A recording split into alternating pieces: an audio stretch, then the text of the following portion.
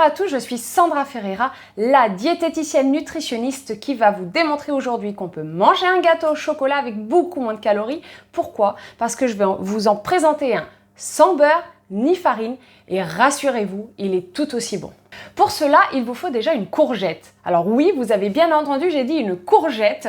Elle va nous aider à remplacer le beurre, tout simplement. Cette courgette, 150 grammes, que j'ai épluchée, que j'ai fait cuire à la vapeur et qu'on va écraser à la fourchette juste après.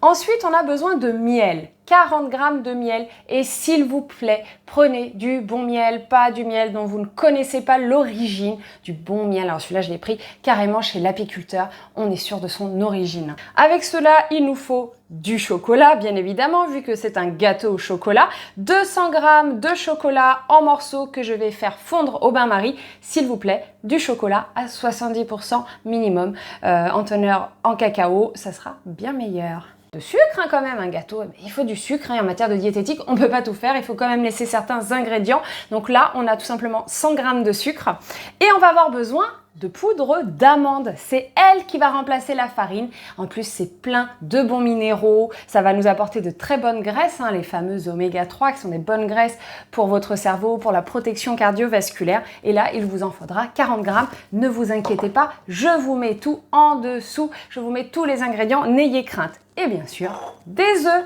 4 œufs.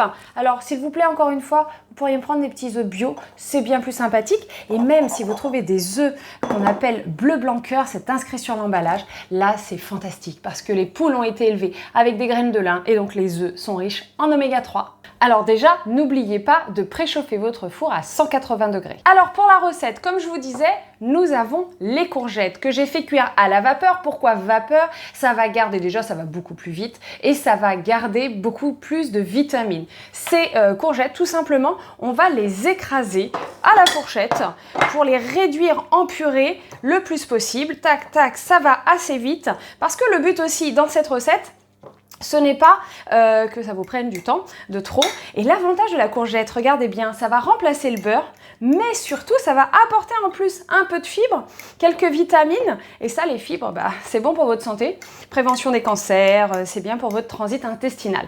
Donc voilà, on a ces courgettes qui ont été écrasées très rapidement et tout simplement, je les ai faites cuire pendant que je préparais les autres ingrédients. Vous voyez, on ne perd pas de temps avec cette cuisson de courgettes. Bon, maintenant que cette courgette est écrasée, j'ai fait fondre au bain-marie le chocolat dont je vous parlais tout à l'heure. On peut aussi le faire fondre au micro-ondes, mais attention, attention, attention, ça brûle très vite, donc il faut surveiller constamment, mais pour les plus pressés, pourquoi pas. Et là, tout simplement, la courgette, on va l'intégrer à ce chocolat, et oui, et je vous assure qu'en dégustation, on ne sentira pas le goût de la courgette, pour ceux qui ont peur de sentir le goût. Donc on mélange tout simplement les deux, le chocolat donc que je viens de fondre, avec la courgette, comme on aurait tout simplement rajouté du beurre. Dans un autre saladier, on va rajouter le sucre blanc, semoule, mais ça aurait pu être du sucre roux, sans problème pour ceux qui se posaient la question. On va rajouter le bon miel, s'il veut bien couler. Regardez comme c'est beau ce petit miel. Je vais utiliser le dos de la fourchette parce que le but c'est de vous montrer qu'on peut aller très vite, donc on ne va pas le laisser couler pendant une éternité. Et les 4 œufs, on les prend entiers et tout simplement, on les rajoute à la préparation et d'un, et de 2, et de 3. Alors pour ceux qui sont sceptiques quant à ma technique, je ne le casse jamais là. Ça fait rentrer de la coquille dedans et en général, on en retrouve. Donc moi, je les casse à plat sur le plan de travail, comme on m'a appris lors de mes études de diététique. Et oui, parce que pendant nos études de diététique, eh bien, on a des cours de cuisine 5 heures par semaine, pour ceux qui ne le savaient pas. Et là, on va mélanger, tout simplement. Pour ceux qui ont un batteur, vive le batteur. Le but étant que ça soit bien intégré, bien mousseux, tout simplement. Et une fois que ça va être mélangé, vous sentez la fin de la recette arriver, parce qu'on va... ce mélange bien mousseux que vous aurez mélangé avec tout votre cœur, voilà, on va tout simplement rajouter le chocolat qui avait été mélangé, vous vous rappelez, à la courgette. On le rajoute à cette préparation. Hop, je vais me faciliter la tâche, je vais prendre le fouet pour bien enlever tout le chocolat et ne pas perdre une seule miette de tout cela. Hop! Bien sûr, on va réintégrer le chocolat à ce mélange. Et si vous avez tout suivi, il ne manque plus qu'à rajouter cette fameuse poudre d'amande qui va remplacer la farine. Très pratique aussi pour les intolérants au gluten, qui va donner un goût différent, qui va apporter donc des vitamines très intéressantes, des acides gras essentiels, des oméga 3, enfin plein de bonnes choses. On les rajoute en dernier, tout simplement. La fin de la recette arrive en très peu de temps. Vous avez fait une recette qui est très intéressante du point de vue nutritionnel, qui en plus est beaucoup moins calorique et qui est délicieuse. Mais alors ça, pour vous le prouver, il faut que vous l'essayiez à la maison. Je vous assure, c'est vraiment bon. Voilà, le mélange est fait.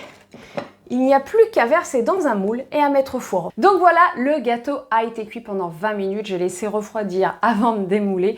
Je n'ai pas suffisamment laissé refroidir, donc il est un petit peu cassé. J'avais fait ça dans un joli moule en forme de cœur. Bon, il est cassé, mais ce n'est pas grave parce qu'il sera tout aussi bon. Je vous montre tout simplement que lorsque l'on coupe ce gâteau à la courgette, je vous assure, il n'y a pas de couleur verte ou quoi ou qu'est-ce. Il est moelleux. Alors ça, c'est pas facile de vous le montrer, mais peut-être là en appuyant un petit peu, vous vous rendez compte que c'est moelleux. Et il est délicieux tout simplement. Je suis obligée de manger devant vous parce qu'on a beau être diététicien, on est aussi gourmand. Trop bon.